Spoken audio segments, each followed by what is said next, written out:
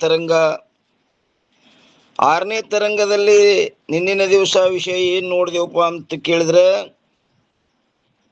418ನೇ ಅಂಕದಲ್ಲಿ ಒಂದು ವೇಳೆ ಹೀಗೆ ಹೇಳಬಹುದು. ಏನಂತ? ಸಾಮರ್ಥ್ಯಕ್ಕೇನೆ ನಾವು ಯೋಗ್ಯತೆ ಎಂದು ಹೇಳುತ್ತೇವೆ ಎಂದರೆ ನಮ್ಮ ಮತವೇ ಸಿದ್ಧವಾಗುತ್ತದೆ ಅಲ್ಲ. ನಮ್ಮ ಮತ ಯಾವುದು? ವೇದಾಂತ ಮತನೇ ಸಿದ್ಧ ಆಗ್ತದೆ ಇಲ್ಲಿ. ಯಾಕಂದ್ರೆ ಆ ಯೋಗ್ಯತೆಗೆ ನಾವು ಸಾಮರ್ಥ್ಯಕ್ಕೇನೆ ಯೋಗ್ಯತೆ ಅಂದ್ರೆ ಸಾಮರ್ಥ್ಯ ಮತ್ತು ಶಕ್ತಿ, ಬಲ, ಜೋರ ಇವೆಲ್ಲ ಒಂದೇ ಅರ್ಥ ಕೊಡ್ತಾವ. ಆದರೆ ಶಕ್ತಿಯನ್ನೇ ಒಪ್ಪದಂಗಾಯ್ತು, ನಮ್ಮ ಮತವನ್ನೇ ಒಪ್ಪದಂಗಾಯ್ತು ನೀವು ಅಂದ್ರೆ ಆದ ಕಾರಣ ಅವರು ಹೀಗೆ ಹೇಳುತ್ತಾರೆ. ಏನಂತಾರೆ? ಒಂದು ವೇಳೆ ನಾವು ಸಾಮರ್ಥ್ಯವನ್ನು ಅಂಗೀಕಾರ ಮಾಡಿದ್ದಾದರೆ ಸಾಮರ್ಥ್ಯ ರೂಪ ಶಕ್ತಿಯು ಪದದಲ್ಲಿ ಸಂಭವಿಸುತ್ತದೆ. ಆದರೆ ಆ ಸಾಮರ್ಥ್ಯವನ್ನು ನಾವು ಅಂಗೀಕಾರ ಮಾಡುವುದೇ ಇಲ್ಲ. ಆದ್ದರಿಂದ ಅರ್ಥಜ್ಞಾನವನ್ನು ಹುಟ್ಟಿಸುವಂಥ ಯೋಗ್ಯತೆಯೇ ಪದದಲ್ಲಿ ಶಕ್ತಿಯಾಗಿರುತ್ತದೆ. ಹೀಗೆ ಹೇಳುವವರಿಗೆ ಹೀಗೆ ಕೇಳಬೇಕು. ಏನಂತ? ಸಾಮರ್ಥ್ಯದ ಅಭಾವವನ್ನು ಕೇವಲ ಪದದಲ್ಲಿ ಅಂಗೀಕಾರ ಮಾಡುವಿರೋ ಅಥವಾ ಅಗ್ನಿ ಮೊದಲಾದ ಸರ್ವ ಪದಾರ್ಥಗಳಲ್ಲಿಯೂ ಕೂಡ ಸಾಮರ್ಥ್ಯದ ಅಭಾವವನ್ನು ಅಂಗೀಕಾರ ಮಾಡುವಿರೋ? ನೀವು ಪದದಲ್ಲಿ ಅಭಾವ ಮಾಡ್ತೀರೋ ಅರ್ಥದಲ್ಲಿ ಅಭಾವ ಮಾಡ್ತಿರೋ ಸಾಮರ್ಥ್ಯ? ಒಂದು ವೇಳೆ ಕೊನೆಯ ಪಕ್ಷವನ್ನು ಹೇಳಿದ್ದಾದರೆ ಅಗ್ನಿಯೇ ಮೊದಲಾದ ಪದಾರ್ಥಗಳಲ್ಲಿ ಸಾಮರ್ಥ್ಯ ರೂಪ ಶಕ್ತಿಯನ್ನು ಪ್ರತಿಪಾದನೆ ಮಾಡುವ ಪ್ರಸಂಗದಲ್ಲಿ ಹೇಳಲ್ಪಟ್ಟ ಯಾವ ಯುಕ್ತಿಗಳಿರುವವೋ ಅವುಗಳಿಂದ ಖಂಡಿಸಲ್ಪಡುತ್ತದೆ. ಮತ್ತು ಪ್ರಥಮ ಪಕ್ಷವನ್ನು ಹೇಳಿದ್ದಾದರೆ ಏನು? ಕೊನೆಯ ಪಕ್ಷದಲ್ಲಿ ಹೇಳಲ್ಪಟ್ಟ ದೋಷವು ಯದ್ಯಪಂತನ ಇರುವುದಿಲ್ಲ, ಅದು ಬರುವುದಿಲ್ಲ.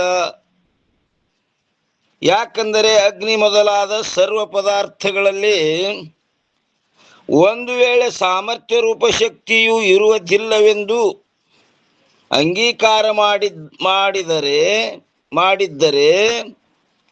ಪ್ರತಿಬಂಧಕದಿಂದ ದಹನ ಶಕ್ತಿಯು ಅಭಾವವಾಗುವುದು ಸಂಭವಿಸುತ್ತಿರಲಿಲ್ಲ. ಆ ಪ್ರತಿಬಂಧಕ್ಕಿಟ್ಟಾಕ್ರ ಆ ಸುಡುತನ ಏನಾಗಬಾರ್ದಾಗಿತ್ತು? ಅಭಾವವಾಗುವುದು ಸಂಭವಿಸುತ್ತಿರಲಿಲ್ಲ. ಇದು ಕೊನೆಯ ಪಕ್ಷವನ್ನು ಅಂಗೀಕಾರ ಮಾಡುವುದರಿಂದುಂಟಾಗುವ ದೋಷವಾಗಿರುತ್ತದೆ. ಅಂಥ ದೋಷವು ಪ್ರಥಮ ಪಕ್ಷದಲ್ಲಿಯೂ ಬರುವುದಿಲ್ಲ. ಯಾಕಂದರೆ ಅಗ್ನಿ ಮೊದಲಾದ ಸರ್ವ ಪದಾರ್ಥಗಳಲ್ಲಿ ಆ ಸಾಮರ್ಥ್ಯ ರೂಪ ಶಕ್ತಿಯು ಇರುವುದರಿಂದ ಪ್ರತಿಬಂಧಕದಿಂದ ಆ ದಹನ ಶಕ್ತಿಯು ಅಭಾವವಾಗುವುದು ಏನಾಗ್ತಿತ್ತಿಲ್ಲ? ಸಂಭವಿಸುವ ಏನ್ರಿ? ಅಸಂಭವವೇನಿಲ್ಲ. ಆದರೆ ಪದದಲ್ಲಿ ಅರ್ಥಜ್ಞಾನದ ಉತ್ಪತ್ತಿ ರೂಪ ಯಾವ ಯೋಗ್ಯತೆವಿರುವುದು ಅದಕ್ಕಿಂತಲೂ ಭಿನ್ನವಾದ ಸಾಮರ್ಥ್ಯ ರೂಪ ಶಕ್ತಿಯೂ ಇರುವುದಿಲ್ಲ. ಇದುವೇ ಪ್ರಥಮ ಪಕ್ಷವಾಗಿರುತ್ತದೆ. ಆದ್ದರಿಂದ ಇದರಲ್ಲಿ ಶಕ್ತಿಯ ಅಸಂಭವ ರೂಪ ದೋಷವಂತೂ ಇರುವುದೇ ಇಲ್ಲ. ಅಂದ ಕೂಡಲೇ ತಥಾಪ್ಯಂತರ ಪದದಲ್ಲಿ ಆದರೂ ಕೂಡ ಅಗ್ನಿಯಂತೆ ಅವಶ್ಯವಾಗಿ ಸಾಮರ್ಥ್ಯವನ್ನು ಅಂಗೀಕಾರ ಮಾಡಬೇಕಾಗುತ್ತದೆ. ಅಲ್ಲಿ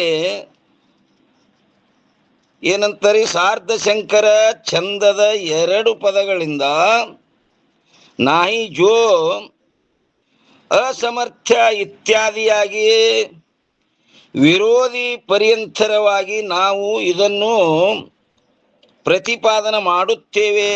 ಅರ್ಥವೇನೆಂದರೆ ನಾಹಿ ಇರುವುದಿಲ್ಲ ಎಂದರೆ ಪದದಲ್ಲಿ ಸಾಮರ್ಥ್ಯವನ್ನು ನಾವು ಅಂಗೀಕಾರ ಮಾಡುವುದಿಲ್ಲ ಎಂದು ಹೇಳಿದ್ದಾದರೆ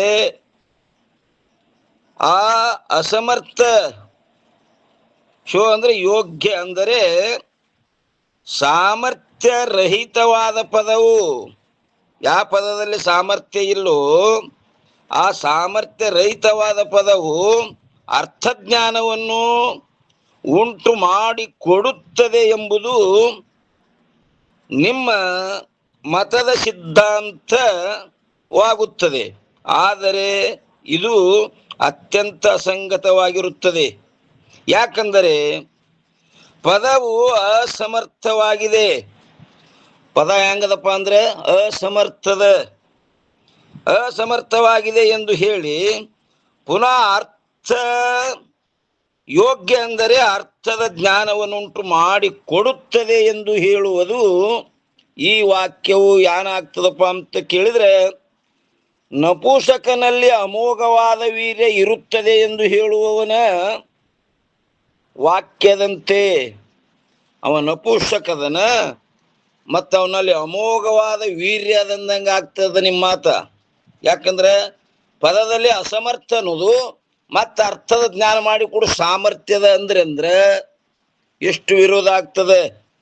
ಹೆಂಗಂದ್ರೆ ನಪುಂಸಕನಲ್ಲಿ ಅಮೋಘವಾದ ವೀರ್ಯ ಇರುತ್ತದೆ ಎಂದು ಹೇಳುವವನ ವಾಕ್ಯದಂತೆ.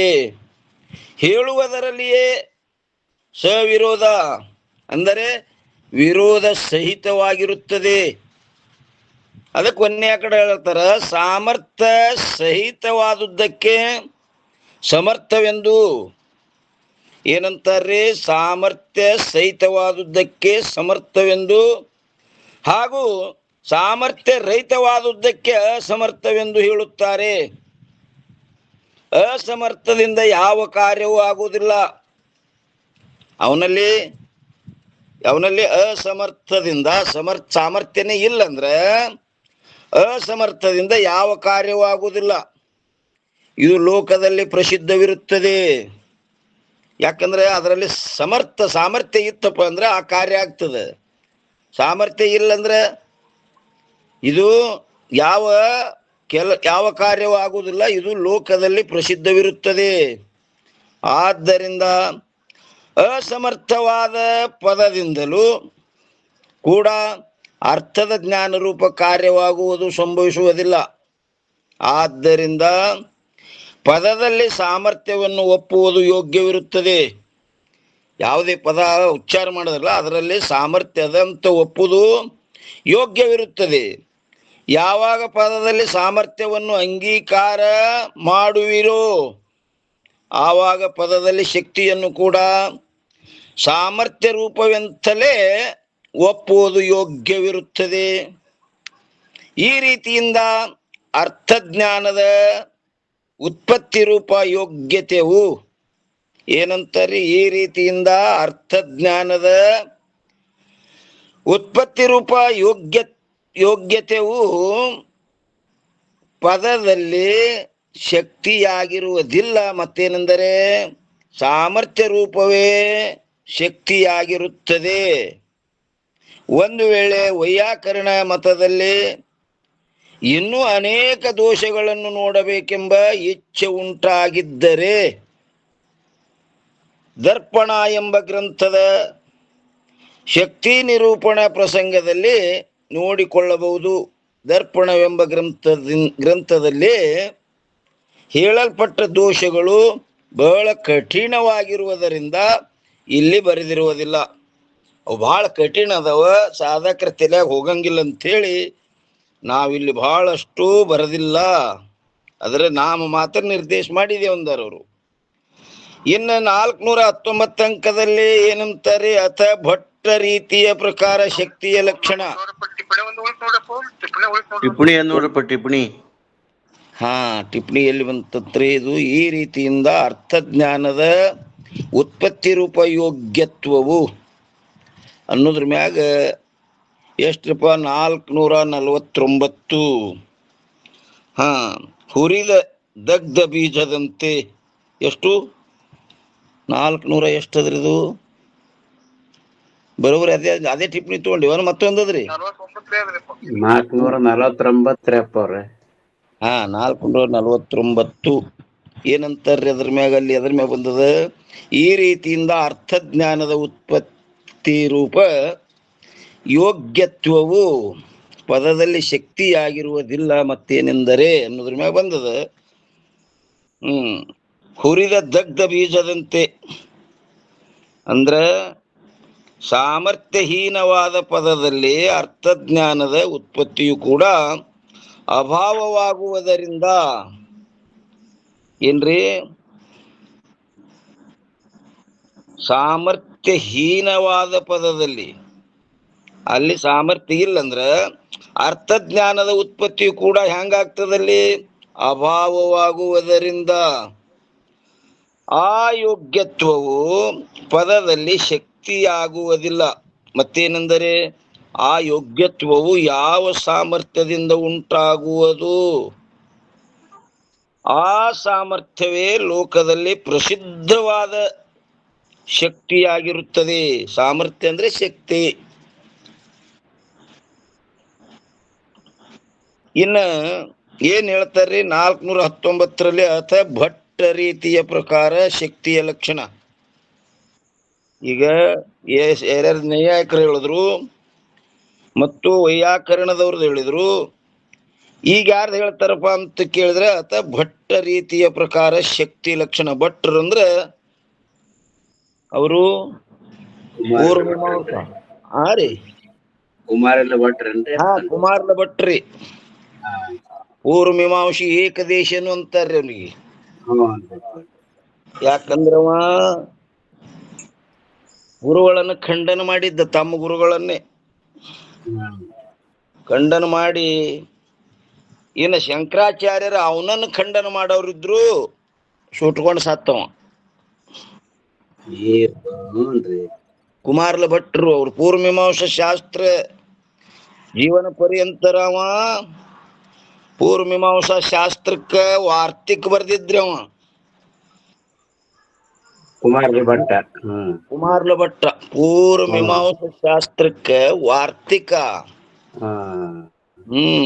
ಹೆಂಗ್ ನಮ್ ಶಂಕರಾಚಾರ್ಯರ ಭಾಷ್ಯಕ್ಕ ಸುರೇಶ್ವರಾಚಾರ್ಯರು ವಾರ್ತಿಕ್ ಬರ್ದಿದ್ರು, ಹಂಗ ಪೂರ್ವಮೀಮಾಂಸಾ ಶಾಸ್ತ್ರಕ್ಕ ವಾರ್ತಿಕಕಾರ ಅಂತ ಪ್ರಸಿದ್ಧರಿ ಅವ. ಕುಮಾರಲ ಭಟ್ರು ತಮ್ಮ ಗುರುಗಳಲ್ಲೇ ಶಿಷ್ಯತ್ವವನ್ನು ವಹಿಸಿ, ಗುರುಗಳಲ್ಲೇ ಅಲ್ಲಿ ಪೂರ್ವಮೀಮಾಂಸಾ ಜೈಮಿನಿಯಲ್ಲೇ ಏನ್ ಮಾಡಿದ?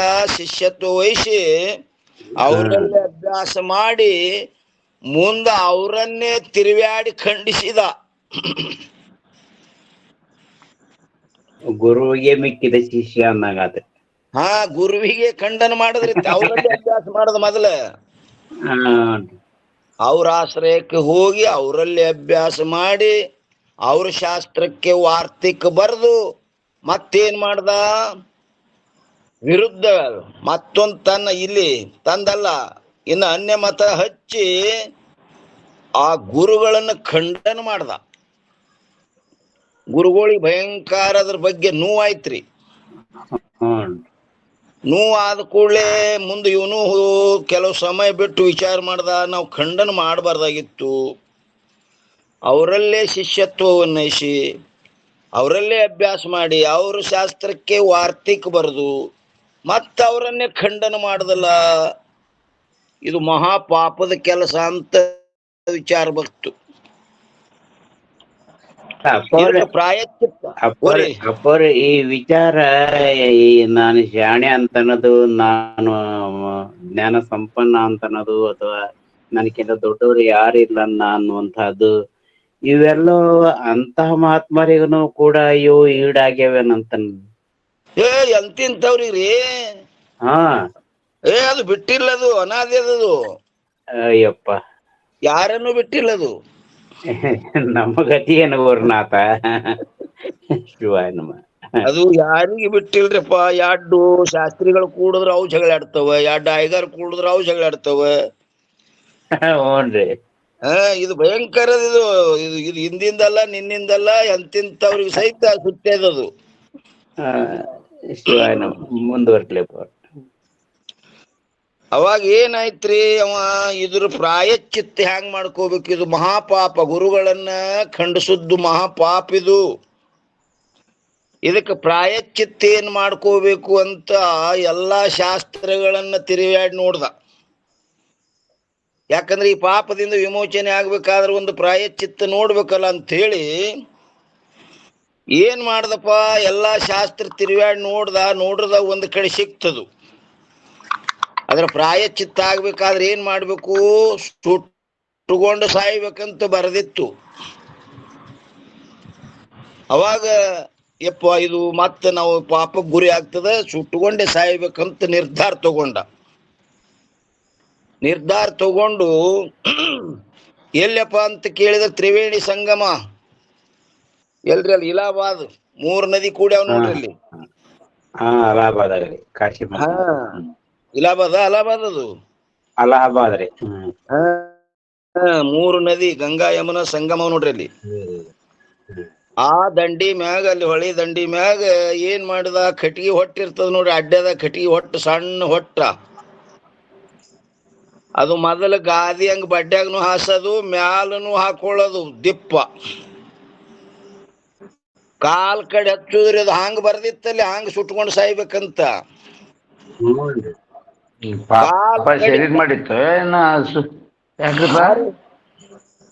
ಮಾಡಿತ್ತು ಎಲ್ಲಿ ಐತಿ ಅಂತ ತಿಳ್ಕೊಂಡಿದ್ನ ಯಾರಿಗ ಗೊತ್ತವ. ಪಾಪ ಆದ್ರ ಮತ್ತದು ಪ್ರಾಯಶ್ಚಿತ್ತ ಹಂಗ ಬರ್ದಿತ್ತಲ್ಲಿ, ಹಿಂಗ ಸುಟ್ಕೊಂಡು ಸತ್ರ ಅದರಿಂದ ಅದೇನಾಗ್ತದ, ಪಾಪ ಪರಿಹಾರ ಆಗ್ತದಂತ ಬರ್ದಿತ್ರಿ ಅಲ್ಲಿ. ಇವನ್ ಜೊತೆಗೆ ಬರೋದಿಲ್ಲ ಮತ್ತದು. ಇಲ್ಲ, ಅದು ಪ್ರಾಯಶ್ಚಿತ್ತ ಐತಲ್ರಿಪ್ಪ. ಹ್ಞೂನ್ರಿ. ಇಲ್ಲಕ್ ಮಹಾನ್ ನರಕ, ಘೋರವಾದ ನರಕ ಅನುಭವಿಸ್ಬೇಕಾಗ್ತಿತ್ತು ಮುಂದೆ. ಒಟ್ಟು ಇದೊಂದು ಶರೀರ ಮುಗಿಸ್ಬೇಕು ಒಟ್ಟ. ಇದೊಂದು ಶರೀರ ಇಲ್ಲಿ ಅದು. ಯಾಕಂದ್ರೆ ಅಲ್ಲಿ ಬರೆದಿದ್ರು, ತಿರುವಾಡಿ ನೋಡ್ದ, ಇದಕ್ಕೆ ಪ್ರಾಯಶ್ಚಿತ್ತ ಏನರೇ ಅದ ಏನಂತ ಶಾಸ್ತ್ರ ತಿರುವಾಡಿ ನೋಡ್ರದ ಒಂದು ಕಡೆ ಸಿಕ್ಕಿತ್ತು. ಸುಟ್ಕೊಂಡು ಸತ್ರ ಮಾತ್ರ ಆ ಪಾಪದಿಂದ ಪರಿಹಾರ ಆಗ್ತಿ, ಅದು ಪ್ರಾಯಶ್ಚಿತ್ತ ಅಂತ. ಅದು ಏನ್ ಮಾಡಿದ್ದು ತಿಳ್ಕೊಂಡು ಆ ಹೊಟ್ಟು ಹಾಕೊಂಡು ಮ್ಯಾಲೂ ಹೊಚ್ಚುಕೊಂಡು ಕಾಲ್ ಕಡೆ ಹಚ್ಚಿ ಸುಟ್ಟುಗೋತ ಹೊಂಟಿತ್ತದು. ಅದು ಶಂಕರಾಚಾರ್ಯರು ನನ್ನ ಭಾಷ್ಯಕ್ಕೆ ವಾರ್ತಿಕ್ ಯಾರು ಬರೀತಾರ ಅಂತ ಹೇಳಿ ಅವ ವಿಚಾರ ಮಾಡ್ಲಕತ್ತಿದ್ರು. ಅವಾಗ ಗೊತ್ತಾಯ್ತು, ಕುಮಾರಲ ಭಟ್ರು ಪೂರ್ವಮೀಮಾಂಸಾ ಶಾಸ್ತ್ರಕ್ಕೆ ವಾರ್ತಿಕ್ ಬರ್ದಾರ, ಮತ್ತು ನಿಮ್ಮ ಭಾಷ್ಯಕ್ಕೂ ಅವರು ವಾರ್ತಿಕ್ ಬರೆದ್ರು ಬರಿಬಹುದು, ಹೋಗಿ ಕೇಳ್ರಿ ಅಂತ ಹೇಳು ಕೂಡಲೇ ಶಂಕರಾಚಾರ್ಯರು ಕುಮಾರಲ ಭಟ್ರನ್ನು ಹುಡುಕಾಡ್ತಿದ್ರು. ಅವಾಗ ಸುದ್ದಿ ಆಯ್ತವ್ರಿಗೆ, ಹಿಂಗ ಕುಮಾರಲ ಭಟ್ರು ಅಲ್ಲಿ ತ್ರಿವೇಣಿ ಸಂಗಮ ಹತ್ರ ಸುಟ್ಕೊಂಡು ಸಾಯ್ಲಿಗತ್ತಾರ, ಕಾಲ್ ಕಡೆ ಬೆಂಕಿ ಹಚ್ಚಾರ, ಮೊಳಕಾಲ್ ತಕ್ಕ ಸುಟ್ಟವೀಗ. ಗೊತ್ತಾಯ್ತು, ಶಂಕರಾಚಾರ್ಯರು ಓಡಿ ಬಂದು ಇದೇನಿದು ಮಹಾವಿದ್ವಾಂಸರಾಗಿ ಸುಟ್ಕೊಂಡು ಸಾಯ್ಲಿಗತ್ತೀರಿ, ಇದ್ಯಾಕೆ ಹಿಂಗ್ಯಾಕೆ ಮಾಡ್ಲಿಗತ್ತೀರಿ ಅಂತ ಕೇಳಿದ್ರು. ಇಲ್ಲ, ಅದು ನಂದು ಅಪರಾಧ ಆಗ್ಯದ, ನಾ ಸುಟ್ಕೊಂಡೇ ಸಾಯ್ಬೇಕು, ಪಾಪ ಆಗ್ಯದ ನನ್ನ ಕಡೆಯಿಂದ, ಗುರುದ್ರೋಹಿ ಆಗಿನಿ, ನಾ ಸುಟ್ಕೊಂಡೇ ಸಾಯ್ತೀನಿ. ಅವಾಗ ಅಂದ್ರು, ನಿನ್ನ ಪಾಪನು ಕಳಿತೀನಿ, ಮತ್ತೆ ಇಲ್ಲಿ ತನ ಏನ್ ಕಾಲು ಸುಟ್ಟವಲ್ಲ, ಈ ಕಾಲು ರಿಪೇರಿ ಮಾಡ್ತೀನಿ, ನನ್ನ ವಾರ್ತಿಕ್ ಬರೆದ ಭಾಷ್ಯಕ್ಕೆ ಹೇಳ್ರಿ, ನಾ ಅದೆಲ್ಲ ಬಗೆಹರಿಸ್ತೀನಿ ಅಂದ್ರು ಅವ್ರು. ಅವಾಗ ಅವರು ಗುರುನಾಥನಲ್ಲಿ ಎಂಥ ಸಾಮಗ್ರಿ ಐತಿ, ಸಾಮರ್ಥ್ಯ. ಹೌದೌದು, ಕಾರನು ಸುಡಬೇಕು, ಜ್ಞಾನನು ಕೊಡಬೇಕು, ಮತ್ತವನು ಉದ್ಧಾರನು ಮಾಡ್ಬೇಕು. ಅದಕ್ಕೆ ನೋ ಗುರುರಧಿಕಂ ಅನ್ನುವಂತ ಮಾತು ಇದು ಸತ್ಯ ಅನ್ನೋದು ಇದರಿಂದ ಅರ್ಥ ಆಗ್ತದೆ ತಂದೆ. ಹೌದೌದು, ಅದಕ್ಕೆ ನಗರೋರಧಿಕಂ, ಗುರುವಿನಕ್ಕಿಂತ ಅಧಿಕಾರ ಯಾರು ಇಲ್ರಪ್ಪ, ಹರ ಮುನಿದರು ಗುರು ಕಾಯುವ. ಅವಾಗ ಅವ್ರು ಅಂದ್ರು, ನಾ ಏನ್ ಮಾಡ್ತೀನಿ, ನಿನಗ್ ಪಾಪ ಆಗ್ಯದಂತೆಲ್ಲ ಪಾಪು ಕಳಿತೀನಿ, ಮತ್ತು ಇವು ಕಾಲೇನು ಸುಟ್ಟವಲ್ಲ ಇಲ್ಲಿ ತನ ಇವನು ರಿಪೇರಿ ಮಾಡ್ತೀನಿ, ನಾ ಎಲ್ಲ ಬಗೆಹರಿಸ್ತೀನಿ, ನನ್ನ ಭಾಷ್ಯಕ್ಕೆ ವಾರ್ತಿಕ್ ಬರೆಯೋದದ ಹೇಳ್ರಿ ಅಂದ ಕೂಡಲೇ ಅವ್ರಂದ್ರು, ಕುಮಾರಲ ಭಟ್ರು ಬರೋಬರದ್ರಿ, ನೀವು ನನ್ನ ಪಾಪು ಕಳಿತೀರಿ ನನಗೆ ಗೊತ್ತದ, ನನ್ನ ಕಾಲು ರಿಪೇರಿ ಮಾಡ್ತೀರಿ ಅದನ್ನು ಗೊತ್ತದ, ಆದ್ರೂ ಹಿಂಗ ಇನ್ನೊಬ್ರು ಲೋಕದಲ್ಲಿ ಯಾರು ಮಾಡಬಾರ್ದು, ಗುರುದ್ರೋಹಿ ಆಗಬಾರ್ದು, ಇದೊಂದು ಲೋಕಕ್ಕೆ ಮಾರ್ಗ, ನಾ ಸುಟ್ಟುಕೊಂಡೇ ಸಾಯೋದು ನಿಶ್ಚಯ ಅಂತ ಹೇಳಿಬಿಟ್ರು. ಅವಾಗ ಅವ್ರಂದ್ರು ಶಂಕರಾಚಾರ್ಯರು, ಅಲ್ಲಪ್ಪ ನೀ ಸುಟ್ಕೊಂಡು ಸಾಯ್ತಿ, ನಿನ್ನ ಪಾಪ ಕಳ್ಕೊತಿ ಬರೋವರದ, ನನ್ನ ಭಾಷ್ಯಕ್ಕೆ ವಾರ್ತಿಕ್ ಬರೆಯವ್ರು ಯಾರದಾರ ಅಂದ ಕೂಡ್ಲೆ ಅವ್ರು ಹೇಳಿದ್ರು, ನನ್ನ ಶಿಷ್ಯ ಅದನ್ನ ಮಂಡನ ಮಿಶ್ರ. ಯಾರು ಇವನು ಶಿಷ್ಯರು ಯಾರ್ಯಾರಿದ್ರಿ? ಪ್ರಭಾಕರ ಮತ್ತು ಮಂಡನ ಮಿಶ್ರರು ಇವನು ಶಿಷ್ಯರಿದ್ರು. ಯಾರು? ಕುಮಾರ ಭಟ್ರ ಶಿಷ್ಯರು. ಅವಾಗ ನಿಮ್ಮ ಕಾರ್ಯ ಆಗ್ತದ, ನಿಂದ್ರಂಗಿಲ್ಲ, ನನ್ನ ಶಿಷ್ಯನ ಕಡೆ ಹೋಗ್ರಿ, ಅವ ಆರ್ತಿಕ್ ಬರಿತಾನ ಅಂತ ಹೇಳಿದ ಕೂಡಲೇ ಇನ್ನಿರುವ ಇಲ್ಲ ಅಂತೇಳಿ ಬಿಟ್ರು. ಅವ್ನು ಸುಟ್ಕೊಂಡೆ ಸತ್ತ. ಅವಾಗ ಹೋಗಿ ಶಂಕರಾಚಾರ್ಯರು ಮಂಡನ ಮಿಶ್ರ ಅವನು ಕೂಡ ಭಯಂಕರ ಪ್ರಶ್ನೆ ನಡೆದು ಅಲ್ಲಿ ವಾದ ಮಾಡಿ ಅವನಿಗೆ ಖಂಡಿಸಿ, ಅವಾಗ ಇಲ್ಲಿ ತನ ನನ್ನ ಯಾರು ಖಂಡನ ಮಾಡಿಲ್ಲ, ನೀವು ಖಂಡನ ಮಾಡಿದ್ರು ನೀವೇ ನನ್ನ ಗುರುಗಳಾಗ್ಬೇಕಂತ ಬೇಡಿಕೊಂಡವ. ಯಾರು? ಮಂಡನ ಮಿಶ್ರ. 85 ವರ್ಷಕ್ಕೆ ಶಂಕರಾಚಾರ್ಯರ ಶಿಷ್ಯರಾಗ್ಯಾರ್ರಿ ಅವರು.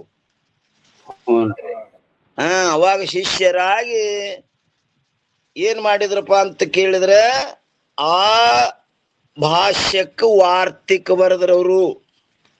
ಅವಾಗನು ಕೆಟ್ಟ ಎಲ್ಲರಿಗೆ ಏನಾಯ್ತು, ಇವ ಪೂರ್ತಿ ತನ್ನ ಜೀವನ ಪರ್ಯಂತರ ಕರ್ಮಕದಲ್ಲಿ ಪ್ರವೃತ್ತಿ, ಕರ್ಮ ಸಿದ್ಧಾಂತಿವ ಎಳದೊಯ್ದಿವ. ಮತ್ತೆ ಈ ವಾರ್ತಿಕೆಲ್ಲ ತನ್ನ ಕರ್ಮಖಂಡಕ್ಕೆ ಹಸ್ತನಂತ ಎಲ್ಲರಿಗೂ ಭಯಂಕರ ಚಿಂತೆ ಐತ್ರಿ. ಇದು ಶಂಕರಾಚಾರ್ಯರು ಇವನಿಗೆ ಬರ್ಲಿಕ್ಕೆ ಕೊಟ್ರು. ಇವ ಜೀವನ ಪರ್ಯಂತರ ಕರ್ಮದಿಂದ ಮೋಕ್ಷ ಆಗ್ತದಂತ ಹೇಳಿದವ. ಈ ವಾರ್ತಿಕೆಲ್ಲ ಒಯ್ದು ಕರ್ಮ ಸಿದ್ಧಾಂತ ಹಸ್ತನ, ಇದು ಕೊಡಬಾರ್ದಾಗಿತ್ತು ಅಂತ ಎಲ್ಲರಿಗೂ ಚಿಂತೆ ಆದ ಕೂಡಲೇ ಅದು ಅವರಿಗೆ ಮಂಡನ ಮಿಶ್ರರಿಗೆ ಗೊತ್ತಾಯ್ತು. ಯಾವಾಗ ಶಂಕರಾಚಾರ್ಯರ ಶಿಷ್ಯರಾದ್ರು ಅವ್ರಿಗೆ ಹೆಸರು ಪಲ್ಟಸದ್ರಿ. ಅವಾಗ ಸುರೇಶ್ವರ ಆಚಾರ್ಯರಂತ ಹೆಸರು ಬಂತವ್ರಿಗೆ. ಅದೇ ಕುಮಾರ ಭಟ್ರ ಸುರೇಶ್ವರಾಚಾರ್ಯರು. ಕುಮಾರ ಭಟ್ರಲ್ಲ, ಅವರು ಮಂಡನ ಮಿಶ್ರರು. ಮಂಡನ್ ಮಿಶ್ರ, ಸಾರಿ ಮಂಡನ್ ಮಿಶ್ರ. ಮಂಡನ ಮಿಶ್ರ ಹೋಗಿ ಸುರೇಶ್ವರ ಆಚಾರ್ಯರಂತ ನಾಮಾಂಕಿತ ಆಯ್ತು ಅವ್ರಿಗೆ. ಹ್ಞೂನ್ರಿ. ಅವಾಗ ಎಲ್ಲಾ ಮಂದಿಗೆ ಭಯಂಕರ, ಇವನಿಗೆ ಕೊಡಬಾರ್ದಾಗಿತ್ತು ಆರ್ತಿಕ್ ಬರ್ಲಿಕ್ಕ, ಇವನಿಗೆ ಕೊಟ್ರು.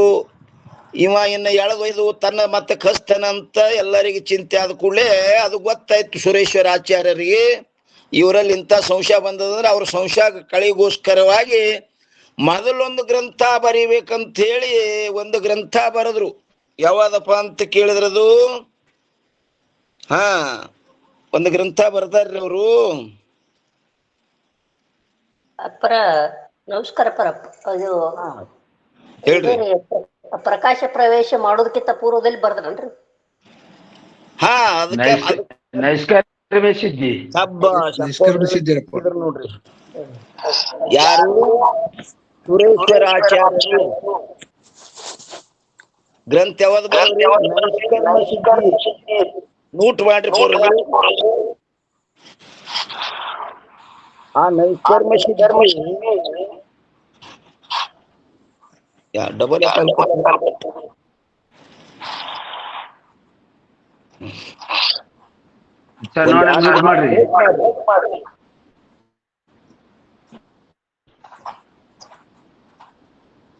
ನೈಷ್ಕರ್ಮ್ಯ ಸಿದ್ಧಿ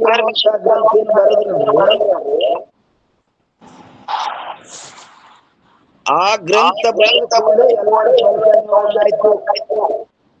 ಏನಂತ ಬರ್ದಿದ್ರಲ್ಲಿ, ಕರ್ಮದಿಂದ ಮೋಕ್ಷ ಇಲ್ಲ, ಮೋಕ್ಷ ಎದರಿಂದ ಜ್ಞಾನದಿಂದ ಮೋಕ್ಷ.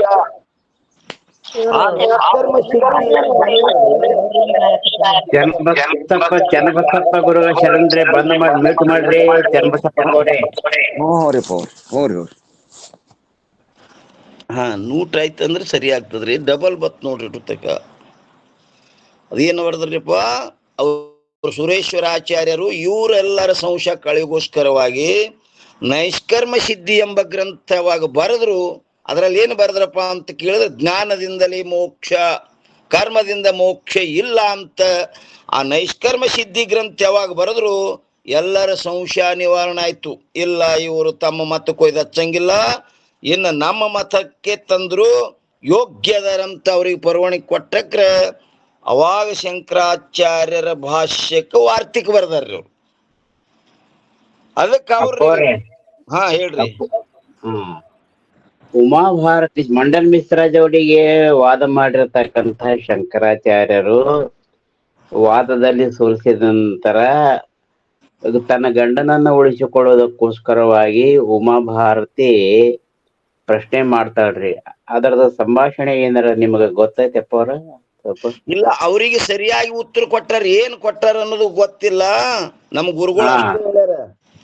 ಆಕಿಗೂ ಸಮಾಧಾನಗೋಸ್ಕರವಾಗಿ ಸರಿಯಾಗಿ ಆಕಿ ಒಪ್ಪುವಂತೆ ಉತ್ತರ ಕೊಟ್ಟು ಆಕಿಗೆ ಸಮಾಧಾನ ಮಾಡ್ಯದ ಬಳಕ ಇಂದ ಪರವಾನಿ ಕೊಟ್ಟಾರಂತ ಹಿಂಗ ಇಷ್ಟು ಕೇಳುದ್ರಿ. ನಿಮಗ್ ಗೊತ್ತಿದ್ರೆ ಹೇಳ್ರಿ ಪೋರ. ನಮ್ಮ ಮತ್ತೊಮ್ಮೆ ಹೇಳ್ತೇನೆ, ಈಗ ಆಗಲ್ಲಪ್ಪ. ಹಾ ಆಯ್ತು. ಏನಂತಾರ ನೋಡ್ರಿ ಇಲ್ಲಿ ಅವ್ರು ಕುಮಾರಲ ಭಟ್ರ ಅಂದ್ರ ಏನಂತಾರ್ರಿ ಅವರು? ಅಥ ಭಟ್ಟ ರೀತಿಯ ಪ್ರಕಾರ ಶಕ್ತಿಯ ಲಕ್ಷಣ. ಅವ್ರು ಏನಂತಾರೆ ಶಕ್ತಿ? ಅದಕ್ಕಂತಾರ ಅವ್ರು ಕುಮಾರಲ ಭಟ್ರು. ಪದಕ್ಕೂ ಅರ್ಥಕ್ಕೂ ಭೇದಾಭೇದ ರೂಪದಿಂದಿರುವ, ನೋಡ್ರಿ, ಪದಕ್ಕೂ ಅರ್ಥಕ್ಕೂ ಭೇದಾಭೇದ ರೂಪದಿಂದಿರುವ ತಾದಾತ್ಮ್ಯ ಸಂಬಂಧ ಅರ್ಧ ಶಂಕರ ಚಂದ. ಏನಂದ್ರೆ ಸಂಬಂಧ ಪದಕ್ಕೂ ಅರ್ಥಶೇ ತಾದಾತ್ಮ ಶಕ್ತಿಸು ವೇದ ಅಂದ್ರ ಇಮ ಭಟ್ಟಕೆ ಅನುಸಾರ ಬಾಖತ ತಾಹೆ ಭೇದಾಭೇದ. ಇದ್ರ ಅರ್ಥ ಏನ್ ಹೇಳ್ತಾರ ನೋಡ್ರಿ. ಯಾವ ಪದವು ಅರ್ಥದೊಡನೆ ತಾದಾತ್ಮ್ಯ ಸಂಬಂಧದಿಂದಿರುವುದು ಅದುವೇ ಶಕ್ತಿಯಾಗಿ ಇರುತ್ತದೆ ಎಂದು ಭಟ್ಟನ ಮತವು ಹೇಳುತ್ತದೆ ಎಂಬುದನ್ನು ನೀನು ತಿಳಿ.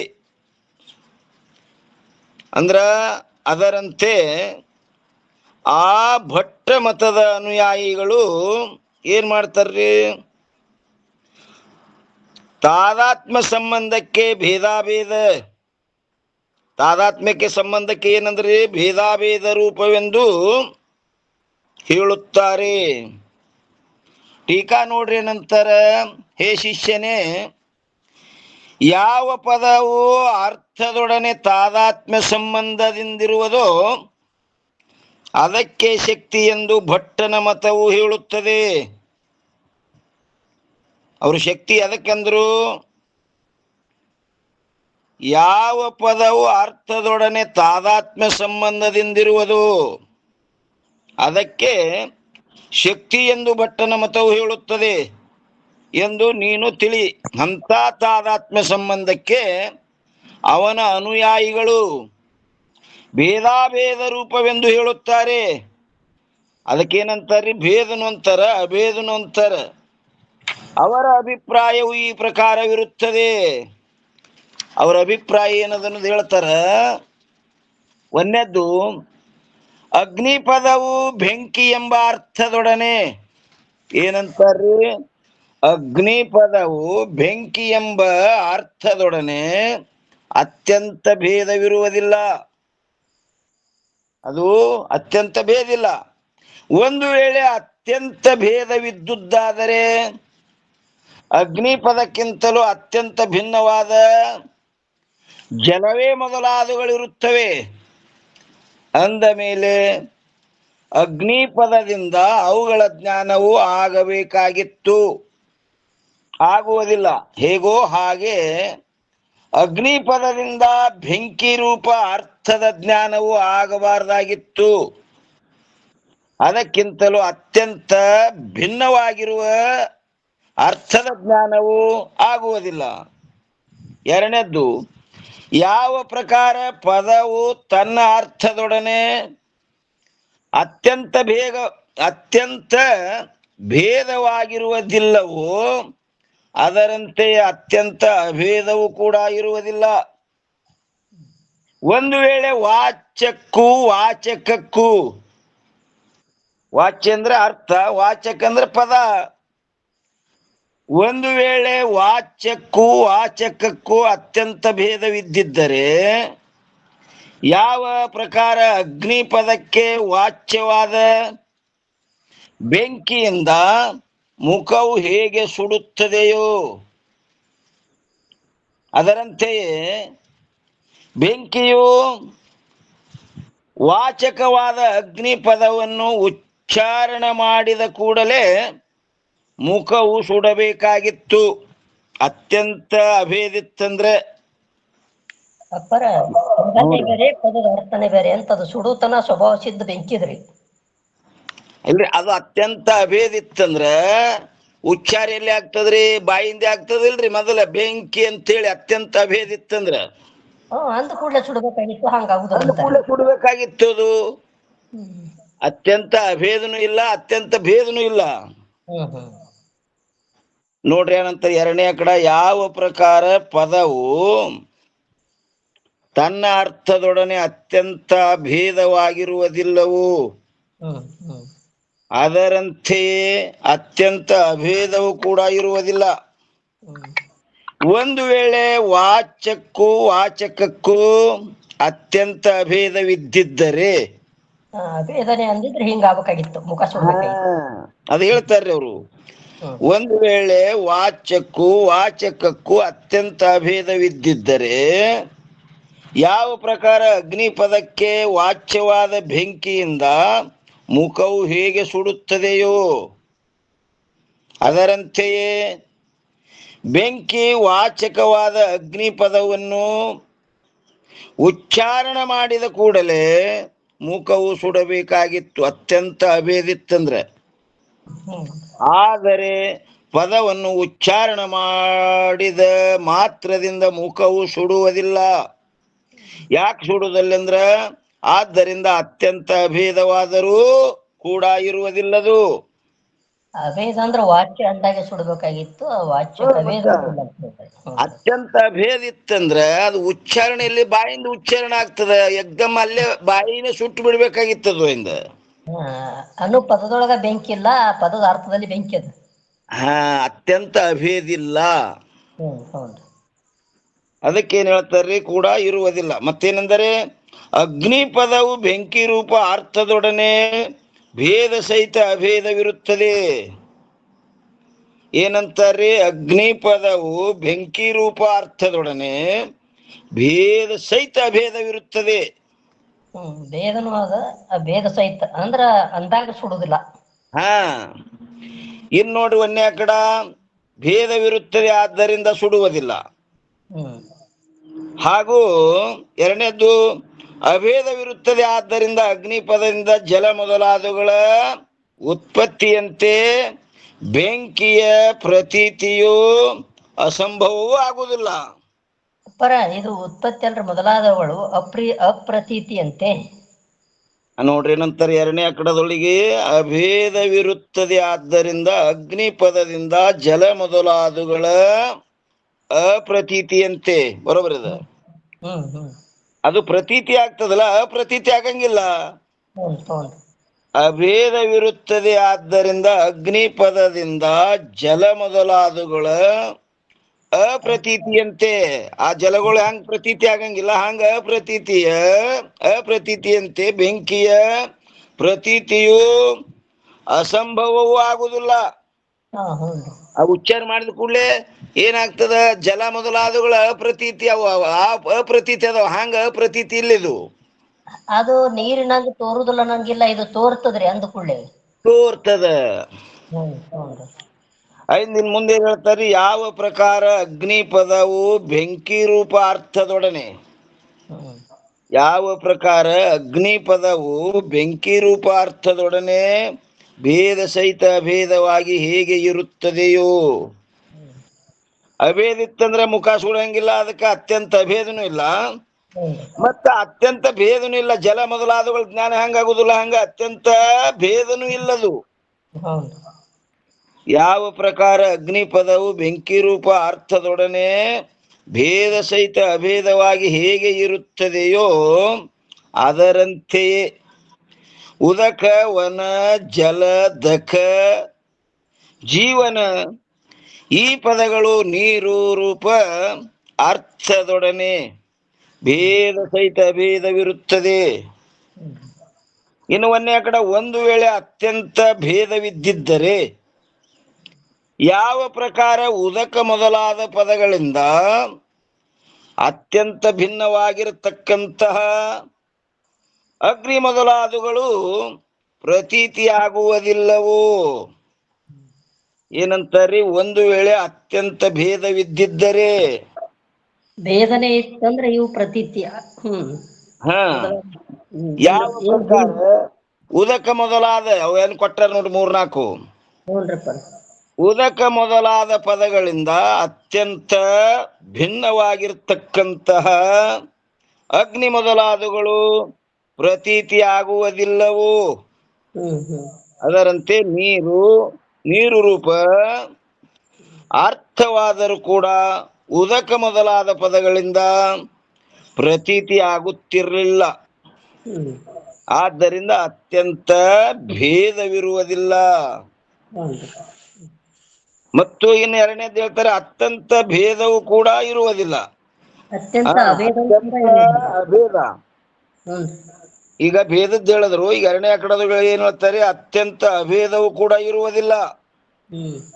ಒಂದು ವೇಳೆ ಅತ್ಯಂತ ಅಭೇದವಿದ್ದಿದ್ದರೆ ಯಾವ ಪ್ರಕಾರ ನೀರಿನಿಂದ ಮುಖದಲ್ಲಿ ತಂಪು ಉಂಟಾಗುತ್ತದೆಯೋ ಅದರಂತೆ ಉದಕ ಮೊದಲಾದ ಪದಗಳನ್ನು ಉಚ್ಚಾರಣ ಮಾಡಿದ ಕೂಡಲೇ ಮುಖದಲ್ಲಿ ತಂಪು ಉಂಟಾಗಬೇಕಾಗಿತ್ತು.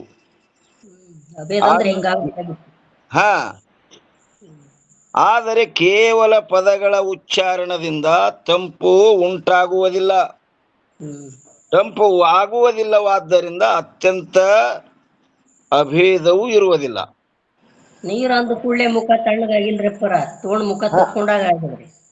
ತಣ್ಣಗಾಗಬೇಕಾಗಿತ್ತು. ಅತ್ಯಂತ ಅಭೇದ ಇತ್ತಂದ್ರೆ ಅತ್ಯಂತ ಅಭೇದನೂ ಇಲ್ಲ. ಮತ್ತೇನೆಂದರೆ ಭೇದ ಸಹಿತ ಅಭೇದ ಇರೋಣದರಿಂದ ಬಟ್ ಅಂತನ್ರಿ ಹಿಂಗ. ಮತ್ತೇನೆಂದರೆ ಪದಕ್ಕೂ ಅರ್ಥಕ್ಕೂ ಮತ್ತೇನೆಂದರೆ ಭೇದ ಸಹಿತ ಅಭೇದವಿರೋಣದರಿಂದ ಆ ಎರಡೂ ದೋಷಗಳು ಬರುವುದಿಲ್ಲ. ಈ ರೀತಿಯಿಂದ ಸರ್ವತ್ರದಲ್ಲಿಯೂ ತಮ್ಮ ತಮ್ಮ ವಾಚ್ಯಗಳಿಂದ ವಾಚಕ ಪದಗಳು ಭೇದ ಸಹಿತ ಅಭೇದವಾಗಿರುತ್ತವೆ. ಆ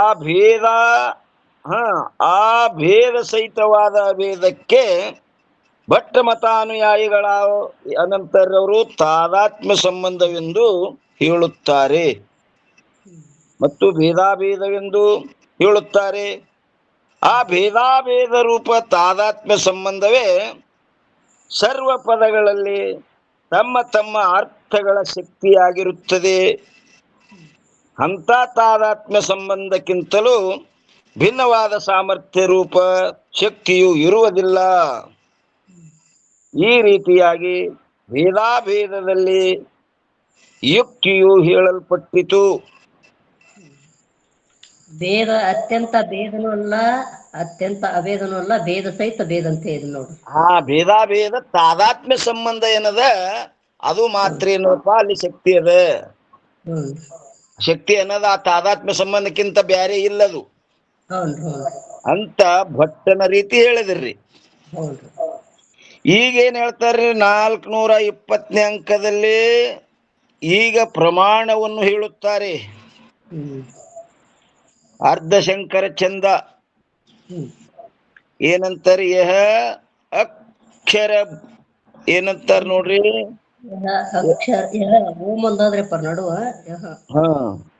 ಅಕ್ಷರ ಬ್ರಹ್ಮ ಹೈ ಯೋ ಓಂ ಅಕ್ಷರ ಬ್ರಹ್ಮವಿರುತ್ತದೆ. ಅದು ನೋಡ್ರಲ್ಲಿ, ಓಂ ಯಹ ಅಕ್ಷರ ಬ್ರಹ್ಮ ಹೊಯ್ ದುಹಾದ್ರಿ, ಇದು 30ನೇ ದುಹ. ಓಂ ಯಹ ಅಕ್ಷರ ಬ್ರಹ್ಮ ಹೊಯ್ ಯೋ ಕಹತ ವೇದ अभेद पुनि बानी में पद अर्थ भायर देखत यह भेद. ಅರ್ಥ ಏನ್ ಹೇಳ್ತಾರ ನೋಡ್ರಿ. ಓಂ ಎಂಬ ಅಕ್ಷರವು ಏನದದು ಬ್ರಹ್ಮವು ಇರುತ್ತದೆ ಎಂದು, ಅದೇನದ ಓಂ ಅಕ್ಷರದು ಬ್ರಹ್ಮ. ಈ ಪ್ರಕಾರವಾಗಿ ಮಾಂಡುಕ್ಯ ಮೊದಲಾದ ಉಪನಿಷತ್ತುಗಳು ಹೇಳುತ್ತವೆ. ಓಂ ಅನ್ನೋದೇನದ ಬ್ರಹ್ಮದ ಅಂತ ಮಾಂಡುಕ್ಯ ಉಪನಿಷತ್ತು ಹೇಳಿದ್ರೆ ಅದು ಹೇಳುತ್ತವೆ. ಆದರೂ ಕೂಡ ಓಂ ಎಂಬ ಶಬ್ದವು ಎಲ್ಲದಪ್ಪ ಅಂತ ಕೇಳಿದ್ರೆ ಬಾನಿಮೆ ಅಂದ್ರೆ ವಾಣಿಯಲ್ಲಿ ಇರುತ್ತದೆ. ಓಂ ಎಂಬ ಅಕ್ಷರ ಎಲ್ಲದದು ವಾಣಿಯಲ್ಲಿರುತ್ತದೆ. ಹಾಗೂ ಅರ್ಥವು ಎಲ್ಲದಪ್ಪ ಅಂತ ಕೇಳಿದ್ರೆ ಹೊರಗೆ ಇರುತ್ತದೆ. ಈ ಪ್ರಕಾರವಾದ ಭೇದವು ಏನ್ ಮಾಡ್ಯದಪ್ಪ ಅಂತ ಕೇಳಿದ್ರೆ ಕಂಡು ಬರುತ್ತದೆ. ಅರ್ಥ ಎಲ್ಲದ ಹೊರಗದ, ಅಕ್ಷರ ಎಲ್ಲದ ಅಕ್ಷರ ಬಾಯ ಎಲ್ಲದ, ಅದು ಅರ್ಥ ಹೊರಗದ ಬ್ರಹ್ಮ. ಟೀಕಾ ನೋಡ್ರಿ ಏನಂತಾರ, ಮಾಂಡುಕ್ಯ ಮೊದಲಾದ ಉಪನಿಷತ್ತಿನ ವಾಕ್ಯಗಳಲ್ಲಿ ಏನ್ ಹೇಳ್ತದಪ್ಪ ಅಂತ ಕೇಳಿದ್ರೆ ಓಂ ಅಕ್ಷರವು ಬ್ರಹ್ಮವಿರುತ್ತದೆ ಎಂದು ಹೇಳಲ್ಪಟ್ಟಿರುತ್ತದೆ. ಅಲ್ಲಿ ವ್ಯಾಕರಣದ ರೀತಿಯಂತೆ ಸರ್ವವನ್ನು ಪ್ರಕಾಶ ರೂಪದಿಂದ ರಕ್ಷಣೆ ಮಾಡುವುದೇ ಓಂಕಾರ. ಏನಂತಾರೆ, ಸರ್ವವನ್ನು ಪ್ರಕಾಶ ರೂಪದಿಂದ ರಕ್ಷಣೆ ಮಾಡುವುದೇ ಓಂಕಾರ. ಓಂಕಾರ ರೂಪ ಅಕ್ಷರಕ್ಕೆ ಅರ್ಥವಾಗಿರುತ್ತದೆ. ಈ ರೀತಿ ಏನೈತ್ರಿ? ಹೇಳ್ರಿಪ್ಪ. ವಾಚ್ಯ ವಾಚಕ ಪದ ಮತ್ತ ಅರ್ಥ ಅಂತ ಹೇಳಿದ್ರಿ. ಅಂದ್ರೆ ವಾಚ್ಯ ಪದ ವಾಚಕ ಅರ್ಥ ಏನ್ರಿ? ವಾಚ್ಯ ಅರ್ಥ, ವಾಚಕ ಪದ, ಲಕ್ಷ್ಯ ಅರ್ಥ, ಲಕ್ಷಕ ಪದ. ಇಲ್ಲಿ ಮುಂದ ವಾಚ್ಯ ಅಂತಂದ್ರೆ ಬ್ರಹ್ಮ ಅಂತ ಹೇಳಿದ್ರಿ, ವಾಚಕ ಅಂದ್ರೆ ಓಂಕಾರ ಅಂತ ಹೇಳಿದ್ರಿ. ಅಲ್ಲಿ ಎಲ್ರಿ ದಮ್ರಿ ಎಲ್ಲಿ ಬರ್ತದು?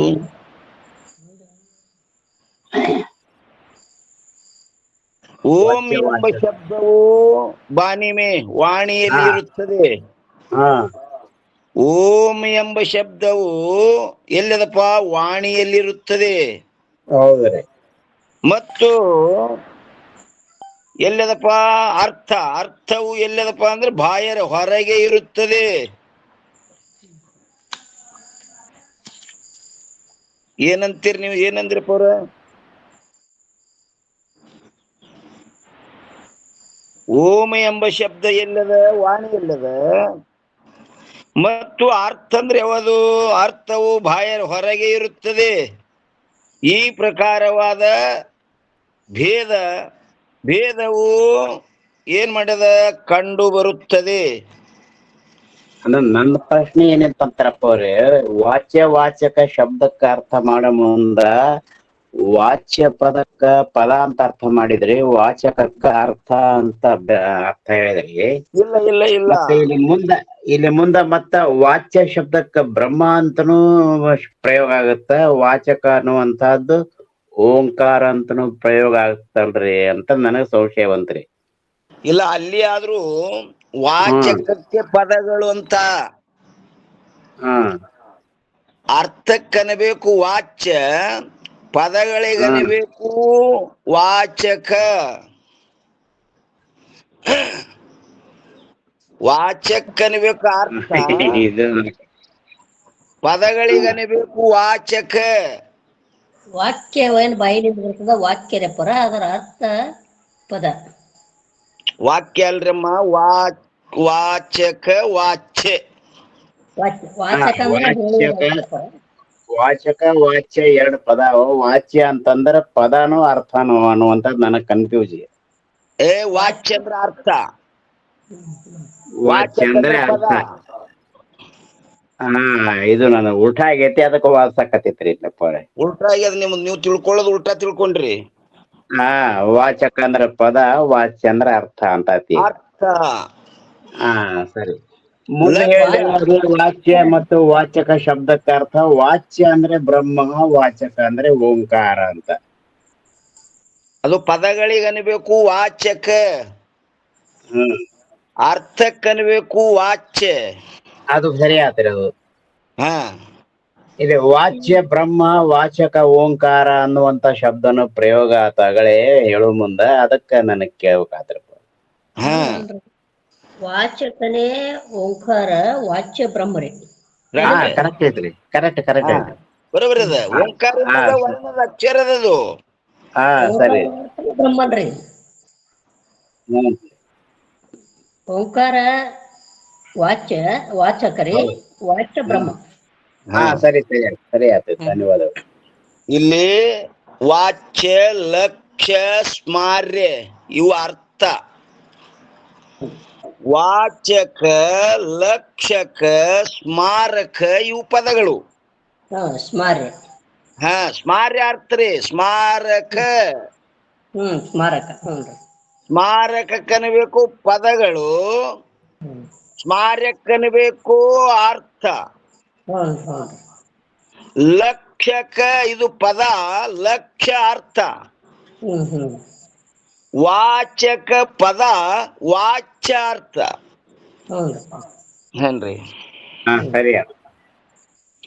ಏನಂತಾರೆ? ಓಂ ಎಂಬ ಶಬ್ದವು ವಾಣಿಯಲ್ಲಿರುತ್ತದೆ, ಹಾಗೂ ಅರ್ಥವು ಎಲ್ಲದಪ್ಪ ಅಂದ್ರ ಹೊರಗೆ ಇರುತ್ತದೆ.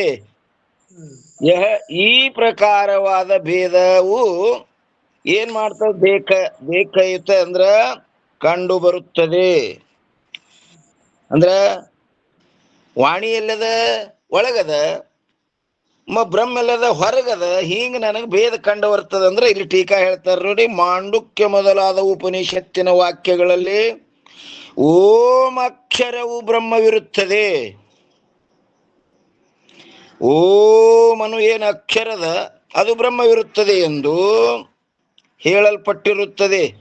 ಅಲ್ಲಿ ವ್ಯಾಕರಣದ ರೀತಿಯಂತೆ ಅಪ್ಪವ್ರ ಓಂಕಾರ ಶಬ್ದ ಒಂದ್ ಸ್ವಲ್ಪ ಬಿಡಿಸಿ ಹೇಳ್ತಿರಿ ತಂದೆ. ಹ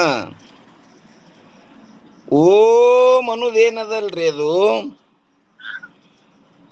ಯಾವ ಹೊಂಟ್ರು ಮೂಲತಃ ಅದು ಓಮ ಪ್ರಥಮ, ಅದನ್ನೇ ಮೂಲ ಆಧಾರ್ಯ ಅದೆಲ್ಲದಕ್ಕೂ. ಅದುವೇ ಪ್ರಣವಾಕ್ಷರ ಅಂತನೂ ಅಂತಾರೆ. ಹಾ ಮೂಲ ಹಾ ಎಲ್ಲಕ್ಕೂ ಆಧಾರ ಅಧಿಷ್ಠಾನದದು. ಓಂ ಅಕ್ಷರವು ಬ್ರಹ್ಮವಿರುತ್ತದೆ. ಹ್ಞೂನ್ರಿ. ಓಂ ಅನ್ನೋದೇನದದು? ಓಂಕಾರ. ಅದು ಪ್ರಣವಾಕ್ಷರ, ಬ್ರಹ್ಮದ, ಅದು ಬ್ರಹ್ಮ, ಅದು ಪ್ರಣವಾಕ್ಷರ. ಪ್ರಣವಾಕ್ಷರ ಹಾ ಎಂದು ಹೇಳಲ್ಪಟ್ಟಿರುತ್ತದೆ. ಅಲ್ಲಿ ವ್ಯಾಕರಣದ ರೀತಿಯಂತೆ ಸರ್ವವನ್ನು ಪ್ರಕಾಶ ರೂಪದಿಂದ ರಕ್ಷಣೆ ಮಾಡುವುದೇ ಓಂಕಾರ. ಅದರ ರೀತಿಯಂತೆ? 52. ವ್ಯಾಕರಣದ ರೀತಿಯಂತೆ. ಹಾ ವ್ಯಾಕರಣದ ರೀತಿಯಂತೆ 52 ಅಕ್ಷರಗಳ ಕಡ ಆ ಓಂಕಾರದಲ್ಲಿಯೇ ಒಳಗೊಂಡಿವೆ. ಹಾ ಅದರಲ್ಲೇ ಒಳಗೊಂಡವ. ಅವುಗಳೆಲ್ಲ ಪ್ರಕಾಶ ಮಾಡುವುದು ಅದೇ. ಅದೇ ರೀ. ಸರ್ವವನ್ನು ಪ್ರಕಾಶ ರೂಪದಿಂದ ರಕ್ಷಣೆ ಮಾಡುವುದೇ ಓಂಕಾರ. ಓಂಕಾರ ರೂಪ ಅಕ್ಷರಕ್ಕೆ ಅರ್ಥವಾಗಿರುತ್ತದೆ. ಈ ರೀತಿ ಬ್ರಹ್ಮವಿರುತ್ತದೆ. ಆದ್ದರಿಂದ ಓಂ ಅಕ್ಷರವು ಬ್ರಹ್ಮದ ವಾಚಕವಾಗಿರುತ್ತದೆ. ಇಲ್ಲಿ ಹೇಳಿದ್ರ ನೋಡ್ರಿ, ಬ್ರಹ್ಮದ ವಾಚಕ ಅಂತ ಹೇಳಿದ್ರು. ಓಂ ಅಕ್ಷರವು ಬ್ರಹ್ಮದ ವಾಚಕವಾಗಿರುತ್ತದೆ, ಹಾಗೂ ಬ್ರಹ್ಮವು ವಾಚ್ಯವಿರುತ್ತದೆ. ಬತ್ತಿಲ್ರಿ ನಿಮ್ ಸಂಶಯ? ಹಾ ಬಂದ್ರಿಪ್ಪ. ಅಪ್ಪರ ಓಂ ಇದಕ್ ಅಕ್ಷರ ಬಸವಣ್ಣವರು ಏನದ? ಹಿಂಗ ಅರ್ಥ ಮಾಡಿ ವಚನ ಬರ್ದಾರ ನೋಡ್ರಿಪ್ಪರ. ಹ್ಮ್ ಪ್ರಣವಾರೂಢನು, ಪ್ರಣವ ಸ್ವರೂಪನು, ಪ್ರಣವ ಪ್ರಕೃತಿ ಸಂಜ್ಞನು, ಪ್ರಣವ ಷಡಂಗ ಸಮರಸ ನಮ್ಮ ಕೂಡಲ ಸಂಗಮ ದೇವರು. ಹಾ ಎಲ್ಲ ಅದ್ರೊಳಗೆ. ಪ್ರಣವ ಬಿಟ್ಟು ಏನು ಇಲ್ಲ ಅಂತ್ರಿ. ಇದು ಪ್ರಣವ ಏನೂ ಅಕ್ಷರ. ಇಲ್ಲ. ಎಲ್ಲಕ್ಕೂ ಏನದ್ರಿ? ಅದು ಆಧಾರ ಅಧಿಷ್ಠಾನದ. ಓಂ ಅಕ್ಷರವು ಬ್ರಹ್ಮದ ವಾಚಕವಾಗಿರುತ್ತದೆ. ಅಕ್ಷರ ಏನಾಯ್ತು? ವಾಚಕ ಆಯ್ತು. ಹಾಗೂ ಬ್ರಹ್ಮವು ವಾಚ್ಯವಿರುತ್ತದೆ, ಅರ್ಥ. ಇನ್ನು ಒಂದೇ ಕಡೆ, ಒಂದು ವೇಳೆ ವಾಚಕ್ಕೂ ವಾಚಕಕ್ಕೂ ಪರಸ್ಪರರಲ್ಲೇ ಅತ್ಯಂತ ಭೇದವಿದ್ದಿದ್ದರೆ ವಾಚಕವಾದ ಓಂ ಅಕ್ಷರಕ್ಕೂ ಹಾಗೂ ವಾಚ್ಯವಾದ ಬ್ರಹ್ಮಕ್ಕೂ ಮಾಂಡುಕ್ಯ ಮೊದಲಾದ ಉಪನಿಷತ್ತುಗಳಲ್ಲಿ ಅಭೇದವನ್ನು ಹೇಳುತ್ತಿರಲಿಲ್ಲ. ಭೇದ ಇತ್ತಂದ್ರ ಅಭೇದ ಹೇಳ್ತಿತ್ತಲ್ಲ, ಅದು ಉಪನಿಷತ್ತು. ಅಭೇದವನ್ನು ಹೇಳುತ್ತಿರಲಿಲ್ಲ. ಆದರೆ ಓಂ ಅಕ್ಷರವು ಬ್ರಹ್ಮವಿರುತ್ತದೆ ಎಂದು ಈ ರೀತಿಯಾಗಿ ಅಭೇದವನ್ನೇ ಹೇಳಿರುತ್ತದೆ. ಆದ್ದರಿಂದ ವಾಚ್ಯವಾಚಕದ ಅಭೇದದಲ್ಲಿ ವೇದವಚನಗಳ ಪ್ರಮಾಣವಿರುತ್ತದೆ. ಏನಂದ್ರೆ ವಾಚಕದ ವಾಚಕದ ಅಭೇದದಲ್ಲಿ ನಿನಗೆ ಭೇದ ಕಂಡು ಬರ್ತದೆ ಏನಂದೆಲ್ಲ, ವಾಚಕದ ಅಭೇದದಲ್ಲಿ ವೇದವಚನಗಳ ಪ್ರಮಾಣವಿರುತ್ತದೆ. ಅವೇದ ಅಂದ್ರೆ ವೇದೇ ಪ್ರಮಾಣದಲ್ಲಿ, ಆ ಪ್ರಮಾಣ ಮೀರಿ ಮಾತಾಡಕ್ ಬರುವುದಿಲ್ಲ. ಆದರೆ ಎರಡನೇ ಕಡ ಸರ್ವಲೋಕದವರ ಅನುಭವದಿಂದ ವಿಚಾರಿಸಿದರೆ ವಾಚ್ಯವಾಚಕದ ಭೇದವು ಸಿದ್ಧವಾಗುತ್ತದೆ. ಇದು ಸರ್ವಲೋಕದವರ ಏನ್ರಿ ವಿಚಾರಿಸಿದರೆ, ಸರ್ವಲೋಕದವರ ಅನುಭವದಿಂದ ವಿಚಾರಿಸಿದರೆ ವಾಚ್ಯವಾಚಕದ ಭೇದವು ಸಿದ್ಧವಾಗುತ್ತದೆ. ಯಾಕಂದ್ರೆ ವಾಣಿ ಒಳಗದ ಬ್ರಹ್ಮ ಹೊರಗದ, ಹಿಂಗ ಭೇದ ಆಗ್ತದ, ಭೇದವು ಸಿದ್ಧವಾಗುತ್ತದೆ. ಯಾಕಂದರೆ ಅಗ್ನಿ ಮೊದಲಾದ ಪದಗಳು ವಾಣಿಯಲ್ಲಿ ಇರುತ್ತವೆ. ಆದರೆ ಅವುಗಳ ಅರ್ಥವಾದ ಬೆಂಕಿ ಎಲ್ಲದಪ್ಪ ಅಂತ ಕೇಳಿದ್ರೆ, ಬೆಂಕಿ ಮೊದಲಾದಗಳು ವಾಣಿಯಿಂದ ಹೊರಗೆ ಇರುವ ಒಲೆ ಮೊದಲಾದಗಳಲ್ಲಿ ಇರುತ್ತವೆ. ಅದರಂತೆಯೇ ಓಂ ಅಕ್ಷರ ರೂಪ ಪದವು ವಾಣಿಯಲ್ಲಿ ಇರುತ್ತದೆ. ಹಂಗ ಬೆಂಕಿ ಅಂತ ಅರ್ಥ ಮಾಡಿದ್ರೆ, ಆದರೆ ಅದರ ಅರ್ಥರೂಪವಾದ ಬ್ರಹ್ಮವು ವಾಣಿಯಲ್ಲಿ ಇರುವುದಿಲ್ಲ. ಮತ್ತೇನೆಂದರೆ ವಾಣಿಯಿಂದ ಹೊರಗೆ ಅಂದರೆ ತನ್ನ ಮಹಿಮೆಯಲ್ಲಿಯೇ ಇರುತ್ತದೆ. ನೋಡ್ರಿ ಏನಂತಾರೆ, ಓಂ ರೂಪ ಪದವು ವಾಣಿಯಲ್ಲಿ ಇರುತ್ತದೆ, ಆದರೆ ಅದರ ಅರ್ಥರೂಪವಾದ ಬ್ರಹ್ಮವು ವಾಣಿಯಲ್ಲಿ ಇರುವುದಿಲ್ಲದು. ವಾಣಿಯಲ್ಲಿ ಆಯ್ತಂದ್ರೆ ಅದು ಪರಿಚಿನ್ನತ್ತು ಬರ್ತದೆ. ಅದಕ್ಕೆ ಅದು ಏನ್ರಿ ತನ್ನ ಮಹಿಮೆಯಲ್ಲಿ ಅದಂತ ಹೇಳಿದ್ರು. ಮತ್ತೇನೆಂದರೆ ವಾಣಿಯಿಂದ ಹೊರಗೆ ಅಂದರೆ ಎಲ್ಲಪ್ಪ ಅಂದ್ರೆ ತನ್ನ ಮಹಿಮೆಯಲ್ಲಿಯೇ ಇರುತ್ತದೆ, ಮತ್ತದ್ರ ಯಾವ್ದ್ರ ಮಹಿಮೆಯಲ್ಲಿ ಇಲ್ಲದು.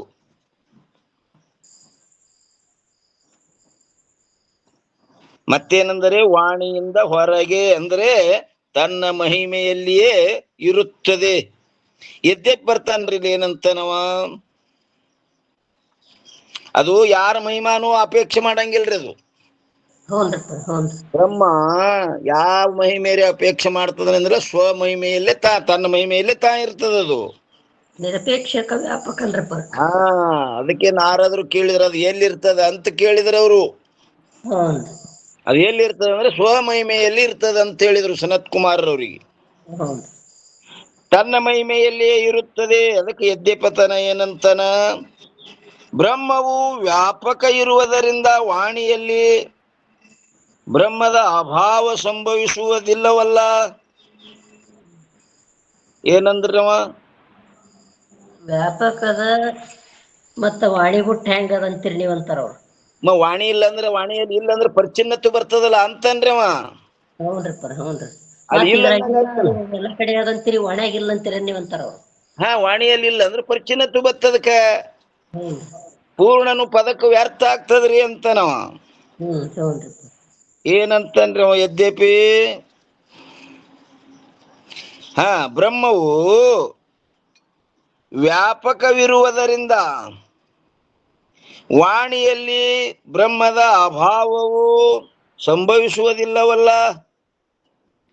ವ್ಯಾಪಕ ಎಲ್ಲ ಕಡೆ ವ್ಯಾಪಕದಂತ್ರಿ, ವಾಣಿಯಲ್ಲಿಲ್ಲ ಅಂದ್ರೆ ಹೆಂಗ ಆತಿಗೆ ಬರ್ತದಲ್ಲ ಅಂತಾರ ಅವ್ರು. ವ್ಯಾಪಕ ಇಲ್ಲ ಅಂದಂಗ ಆಯ್ತಲ್ಲ ಇಂದ.